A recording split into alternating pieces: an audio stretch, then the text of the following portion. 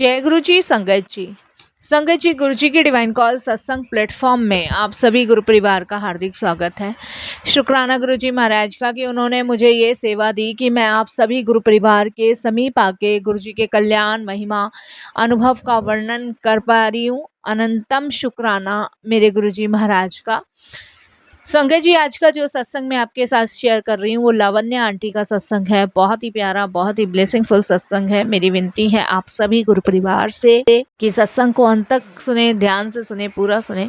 सत्संग का मतलब ही सत्य का संग है और सत्संग की प्राप्ति जब ही होती है जब गुरु कृपा होती है। तो हम सभी बड़े भाग्यशाली हैं कि हम पे गुरु कृपा हुई और हमें गुरु जी महाराज का सत्संग सुनने का और शेयर करने का सौभाग्य प्राप्त हुआ। इसके अलावा अगर आप भी अपने अनुभव और सत्संग साझा करना चाहते हैं तो हिंदी में साफ राइटिंग में आप अपना सत्संग लिखकर हमारी जीमेल आईडी पर सेंड कर सकते हैं। हमारी जीमेल आईडी का लिंक आपको डिस्क्रिप्शन बॉक्स में मिल जाएगा।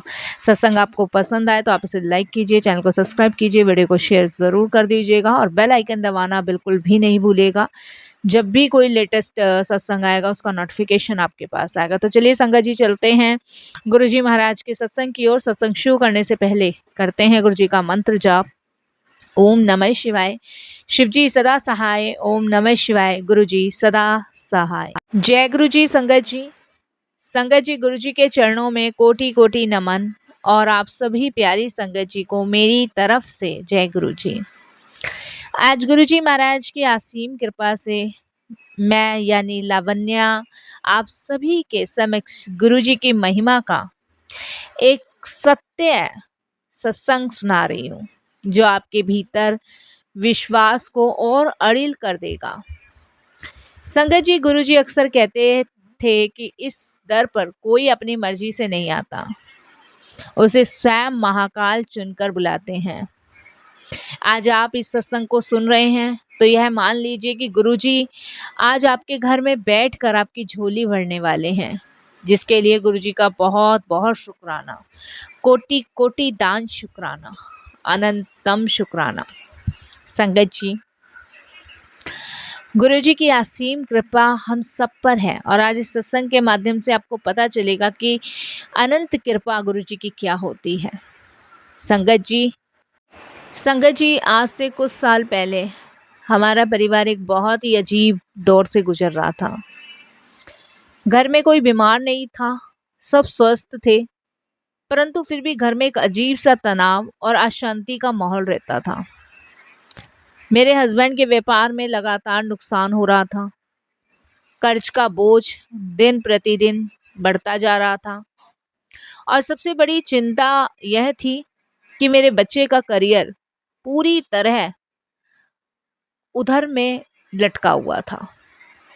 वह बहुत योग्य था, पढ़ाई में तेज था, दिन रात पढ़ाई करता था, लेकिन ऐन वक्त पे उसकी नौकरी की बात बनते बनते बिगड़ जाती थी।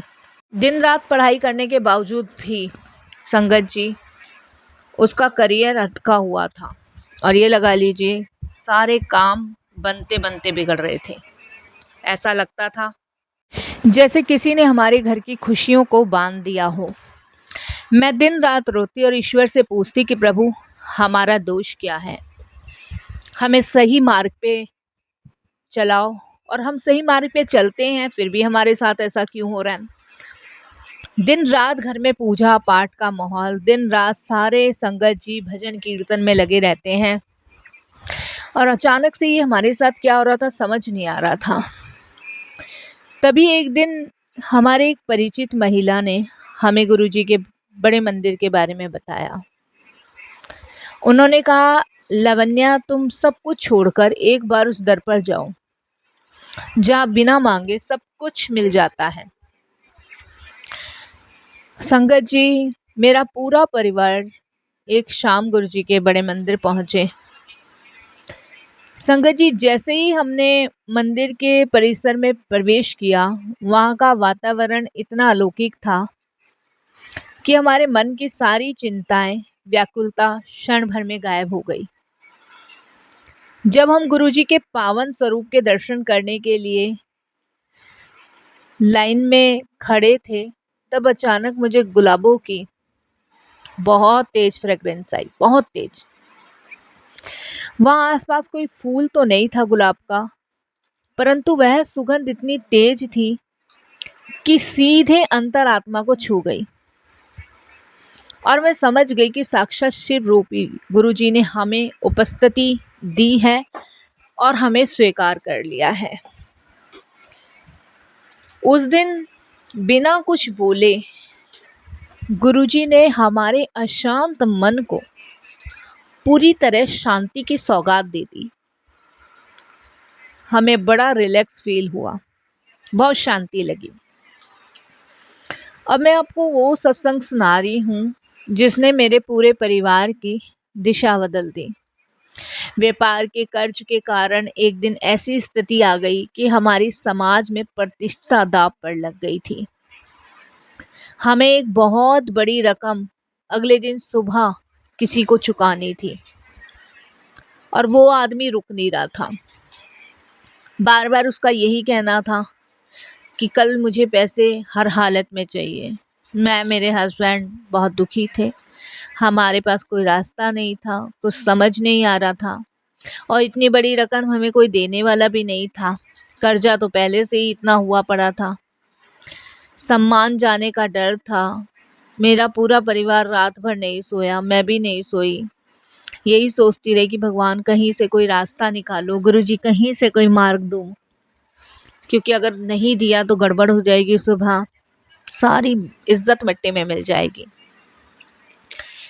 संगत जी, मैंने रोते हुए गुरुजी के स्वरूप के आगे हाथ जोड़े और कहा, गुरुजी अब लाज आपके हाथ में है, हम टूट चुके हैं। संगत जी एक बात बताऊं, गुरुजी ना त्रिकालदर्शी हैं। वो अपने बच्चों को कभी बिखरने नहीं देते, टूटने नहीं देते। अगले दिन जब सुबह ठीक 9 बजे एक ऐसे व्यक्ति का हमें फ़ोन आया जिससे हमारा बहुत पुराना पैसा फंसा हुआ था और जिसकी हमें कोई उम्मीद भी नहीं थी। मैं आपको बताऊं कि हमें वो पैसा मिलेगा वापस, हमें कभी उम्मीद नहीं थी। ये लगा लो संगत जी, 24 साल पुराना पैसा हमारा फंसा था, 24 साल, और हम भूल चुके थे। उसने खुद आके हमें हमारे पैसे सौंपे। हमारी आंखों में आंसू थे कि ये कोई संजोग नहीं था, ये गुरुजी की साक्षात कृपा थी जिसने ऐन वक्त पे आकर हमारी लाज बचा ली। ये संभव ही नहीं था संगत जी कि वो पैसे हमें मिलते।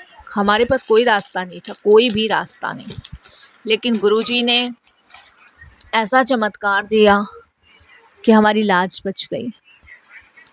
इसके ठीक 1 सप्ताह बाद मेरे बेटे को देश की एक बहुत बड़ी प्रतिष्ठित कंपनी से बिना किसी बाधा के सीधे अपॉइंटमेंट लेटर मिल गया, जिसके लिए मैं वर्षों से भटक रहा था। गुरुजी ने एक साथ हमारे घर की दोनों सबसे बड़ी समस्याओं का अंत कर दिया, जिसके लिए मैं हमेशा उनका धन्यवाद करती हूँ और शुक्राना गुरुजी कहती हूँ। संगत जी, गुरुजी अंतर्यामी हैं, घट घट के वासी हैं। उनको सब कुछ पता है, उनसे कुछ भी नहीं छुपा। आप सोचते हैं कि हमें नहीं पता चलेगा, लेकिन गुरुजी को सब पता है। संगत जी, गुरुजी महाराज हमेशा कहते थे कि कभी भी धैर्य मत खो। जब परीक्षा का समय आता है ना, तो मनुष्य डगमगा जाता है, परंतु जो उस समय भी गुरुजी का पल्लू थामे रखता है, गुरुजी उसे भवसागर से पार लगा देते हैं। वे हमारी हर परीक्षा में हमारे साथ खड़े होते हैं। आज मैं आप सभी से केवल इतना ही कहना चाहती हूँ कि यदि आज के इस सत्संग से आपके मन को थोड़ा सा भी संबल और विश्वास मिला हो, तो समझ लीजिए कि गुरुजी आपके जीवन के कष्टों को भी हरने वाले हैं। विश्वास करिए संगत जी। संगत जी, गुरुजी की महिमा तो अगाध है, उसे शब्दों में बांटना असंभव है। आप सभी भी हृदय से हमेशा गुरुजी का धन्यवाद कहिए। संगत जी, गुरुजी महाराज हमेशा हमें समझाते हैं कि धैर्य मत खो, क्योंकि धैर्य खोने से हम भटक जाते हैं और हमें कभी भी भटकना नहीं चाहिए। हमें हमेशा, संगत जी, गुरुजी महाराज त्रिकालदर्शी हैं। वे भूत, भविष्य और वर्तमान को अपनी एक दृष्टि से देख लेते हैं। बड़े मंदिर में जब सैकड़ों की संख्या में संगत बैठी थी तो गुरुजी को किसी से उसका नाम, पता या परेशानी पूछने की आवश्यकता नहीं होती थी। वे हमारे माथे की लकीरों को और हमारे अंतर मन के विचारों को साक्षात पढ़ लेते थे। कई बार ऐसा होता था कि कोई संगत मन में कोई प्रश्न लेकर आती और गुरुजी सामने बैठे बैठे किसी और से बात करते हुए उस प्रश्न का उत्तर दे देते। वे कहते थे, सत्संग ध्यान से सुनो, तेनू तेरे सवाल का जवाब मिल जाएगा और हुण जल्दी ही मिलेगा।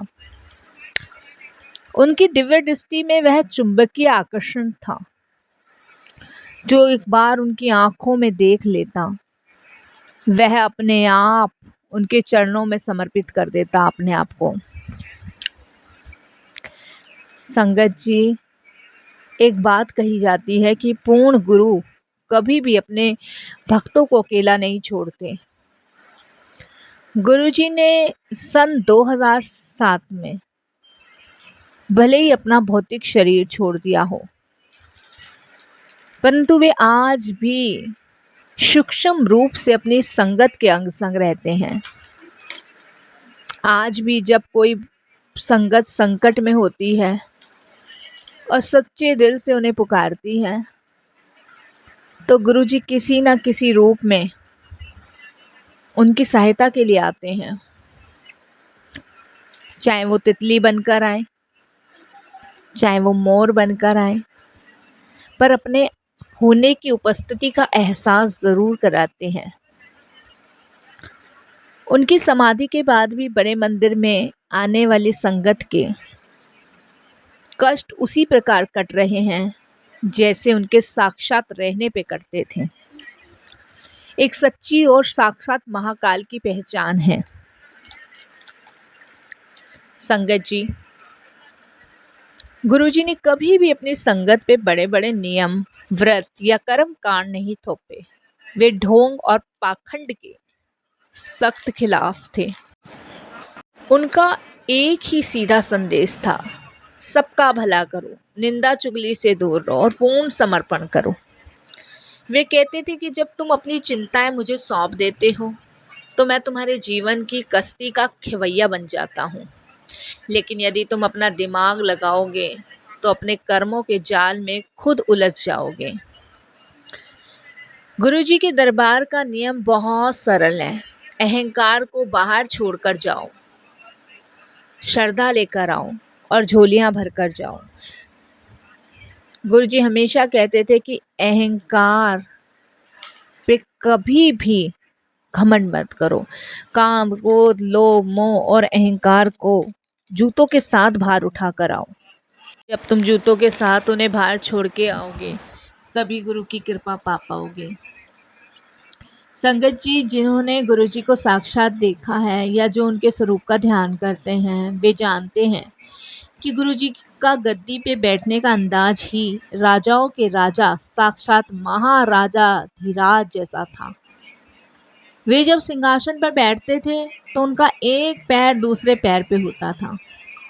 उनके हाथ अत्यंत कोमल और कमल के समान थे, जिनसे वे लगातार अपनी संगत को आशीर्वाद की मुद्रा में देखते रहते थे।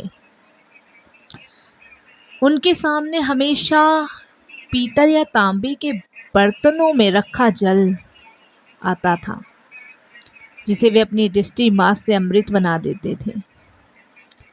गुरुजी कभी किसी से बात करने के लिए जोर से नहीं बोलते थे। उनकी आवाज़ में एक ऐसा धीमा और मिठास ठहराव था कि पूरा हॉल उनके एक शब्द को सुनने के लिए एकदम शांत हो जाता था। उनका वह दिव्य रूप, आकर्षण रूप था कि इंसान अपने सुध-बुध खोकर बस उन्हें देखता ही रहता था। गुरुजी महाराज अक्सर संगत से पंजाबी भाषा में बात करते थे, लेकिन उनके बोले गए साधारण शब्दों के पीछे ब्रह्मांड के गहरे रहस्य छुपे होते थे। वे किसी को देखकर कहते थे, आ गया कल्याण कराना, तो किसी को वो केवल इशारा करके कहते थे, जा ऐश कर। उनके छोटे से वचन का अर्थ होता था कि उस व्यक्ति की कुंडली के सारे ग्रह दोष और आने वाले संकट को गुरुजी ने सदा के लिए टाल दिया। कई बार गुरुजी संगत को बहुत भी डांटते थे, लेकिन वह डांट गुस्सा नहीं होती थी, बल्कि वे डांट कर उस भक्त के ऊपर आने वाले किसी भयानक एक्सीडेंट या अकाल मृत्यु के युग को काट रहे होते थे। गुरुजी के वचनों को समझना किसी साधारण मनुष्य की बात नहीं है। उनकी हर लीला गुप्त और कल्याणकारी होती थी। संगत जी, गुरुजी के दरबार में एक अद्भुत नियम था। वहां किसी को अपनी मर्जी से जाने की अनुमति नहीं थी। वहां सिर्फ गुरुजी ही संगत को चुनते थे। वहां किसी को अपनी अर्जी लगाने के लिए कागज कलम की जरूरत नहीं पड़ती थी। गुरुजी जब हॉल में बैठी संगत के ऊपर अपनी दृष्टि डाल देते थे, तो उस मात्र से ही उस संगत का कल्याण होता था। जिसे संगत नजर कर में कहती है, तो उसी एक सेकंड की दृष्टि में संगत का कल्याण हो जाता था।